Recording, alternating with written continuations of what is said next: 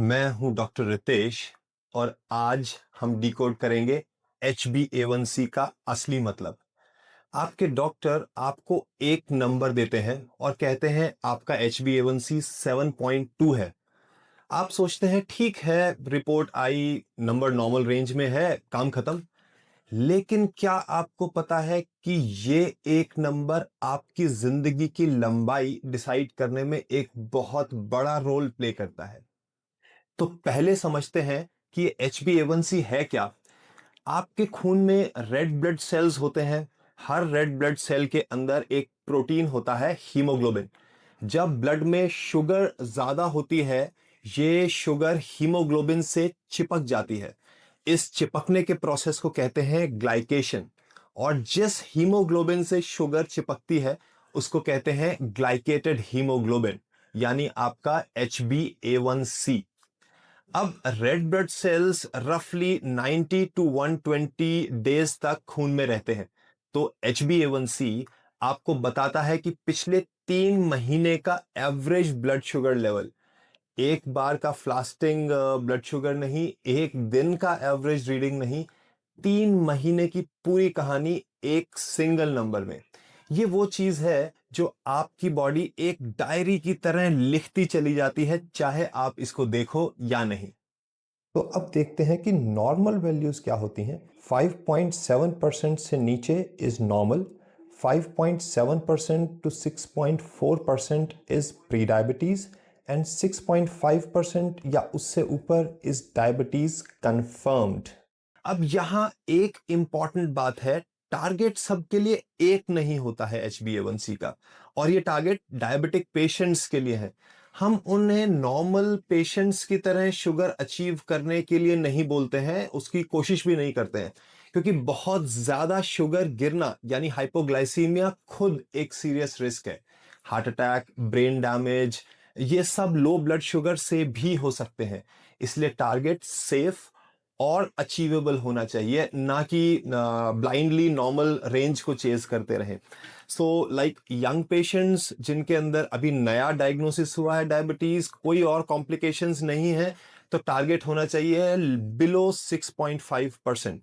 Elderly patients जिनको heart disease है, low sugar के एपिसोड्स आते रहते हैं, तो 7 to 8% भी वेल एक्सेप्टेबल है।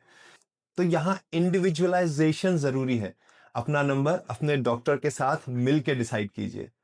तो अब आते हैं सबसे इंपॉर्टेंट हिस्से पे, HbA1c और आपकी जिंदगी की लंबाई।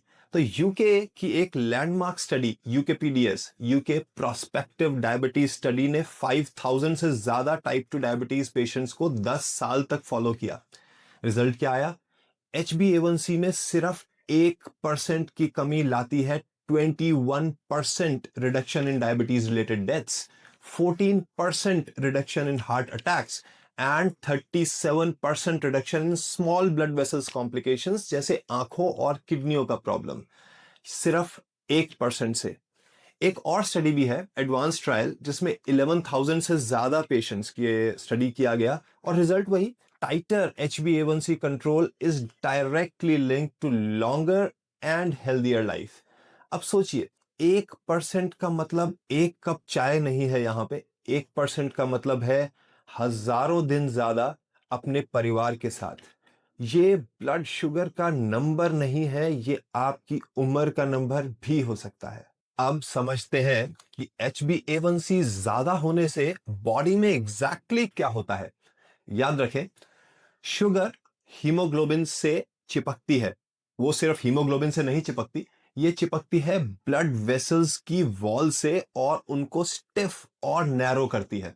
अब हार्ट को फिर ज्यादा मेहनत करनी पड़ती है, इसलिए हार्ट अटैक्स का रिस्क बढ़ जाता है। और सिर्फ अटैक नहीं, HbA1c हार्ट की मसल्स को भी धीरे धीरे कमजोर करता रहता है। एक कंडीशन जिसको हम कहते हैं डायबिटिक कार्डियोमायोपैथी, जिसमें हार्ट पंप करना बंद करता जाता है बिना किसी ब्लॉकेज के। अब किडनीज के बारे में बात करें, तो किडनीज का फिल्ट्रेशन यूनिट डैमेज होते हैं, जिसे हम डायबिटिक नेफ्रोपैथी के रूप में जानते हैं। और किडनीज की बात करें तो एक बार किडनी 40% के नीचे आई तो कभी पूरी तरीके से रिकवर नहीं होती है। HbA1c का हर एक एक्स्ट्रा पॉइंट उस क्लॉक को तेज करता रहता है। आंखों की बात करें तो रेटिना के टाइनी ब्लड वेसल्स टूट जाते हैं, जिसे डायबिटिक रेटिनोपैथी या ब्लाइंडनेस तक हो सकती है। इंडिया में डायबिटीज प्रिवेंटेबल ब्लाइंडनेस की सबसे बड़ी वजह है, सिर्फ इसलिए क्योंकि हम लोग HbA1c को इग्नोर करते हैं। अभी नर्व डैमेज भी होता है, पैर में बर्निंग, नमनेस, इसको हम डायबिटिक न्यूरोपैथी बोलते हैं। और ये नर्व डैमेज आगे जाकर के फुट अल्सर्स और गैंग्रीन बना देता है, जिसको बाद में एम्पुटेशन की भी नौबत आ सकती है। और ये सब साइलेंटली होता है, कोई दर्द नहीं, कोई वार्निंग नहीं, तब जब तक कि बहुत देर नहीं हो जाती है। अब आते हैं इंडियन कंटेक्स्ट पे। तो इंडिया में अभी 10 करोड़ से ज्यादा लोग टाइप 2 डायबिटीज के साथ में जी रहे हैं और 14 करोड़ प्री डायबिटिक हैं। हमारी एक अलग ही चैलेंज है। इंडियंस में डायबिटीज ज्यादा कम उम्र में आती है, 40s और 50s में, आजकल तो उससे भी ज्यादा, जबकि वेस्टर्न कंट्रीज में ये 60s या उसके बाद में ज्यादा कॉमन है। इसका मतलब हमारे पास ज्यादा साल है कॉम्प्लिकेशंस को डेवलप करने के लिए। और हमारे जेनेटिक मेकअप की वजह से हम लोग विजुअली थिन होने के बावजूद विसरल फैट ज्यादा कैरी करते हैं, पेट के अंदर का फैट जो इंसुलिन रेजिस्टेंस को बढ़ाता है। तो हम इंडियंस को और ज्यादा सीरियस रहना होगा अपने HbA1c के बारे में।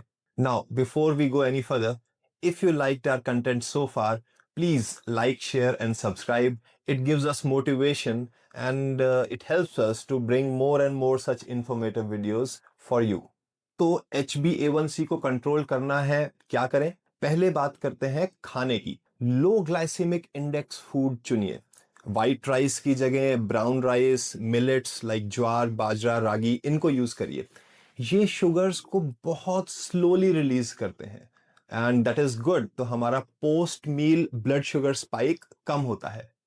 दाल और सब्जियां, फाइबर और प्रोटीन का कॉम्बिनेशन, ये भी शुगर स्पाइक्स को रोकता है। रोटी खानी है तो गेहूं और चने का आटा मिक्स कर सकते हैं। इसके अलावा मैदा, white breads, biscuits, package snacks, ये सब HbA1c के दुश्मन है। And portion also matters. इसके लिए एक सिंपल रूल याद रखिए, प्लेट का आधा हिस्सा सब्जियां और सैलड, प्लेट का 1/4 हिस्सा दाल या प्रोटीन्स जैसे कि paneer, eggs, chicken, fish etcetera, और बाकी का 1/4 हिस्सा कार्बोहाइड्रेट्स यानी चावल और रोटी। ये प्लेट मेथड है, सिंपल, प्रैक्टिकल और किसी भी इंडियन मील पे सीधे अप्लाई होता है। खाने की टाइमिंग्स भी मैटर करती हैं। रात को 8 बजे के बाद भारी खाना ब्लड शुगर के लिए प्रॉब्लमेटिक है। जितना हो सके डिनर को लाइट रखो और जल्दी करने का कोशिश करो। Now talking about exercise. तो एक्सरसाइज सबसे ज्यादा अंडररेटेड डायबिटीज मेडिकेशन है।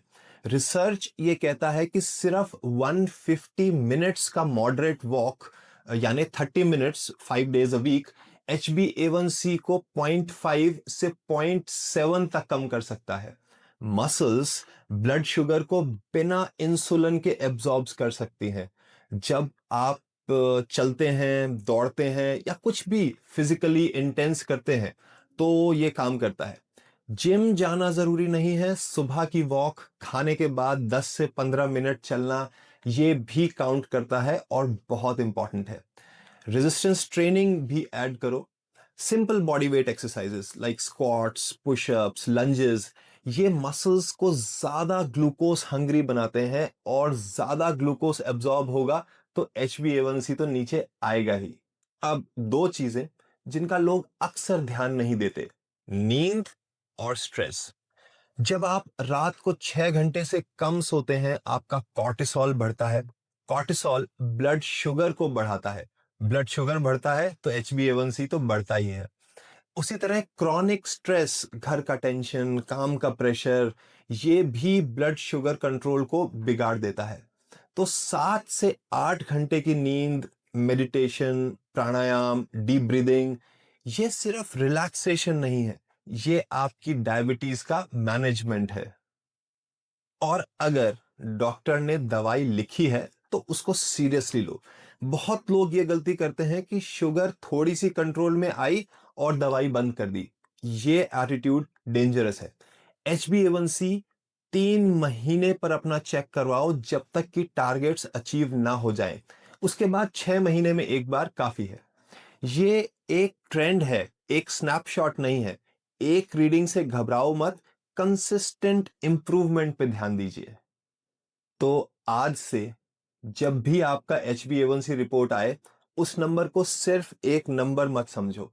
ये नंबर बताता है आपके दिल की हालत, आपके आंखों का भविष्य और आपके गुर्दे की सेहत और आपकी जिंदगी की लंबाई भी। इसको कंट्रोल में रखिए, खाने से, चलने से, सोने से और अपने डॉक्टर के साथ मिलके। Thanks a lot for your patient hearing. Please अपना ध्यान रखिएगा। नमस्कार।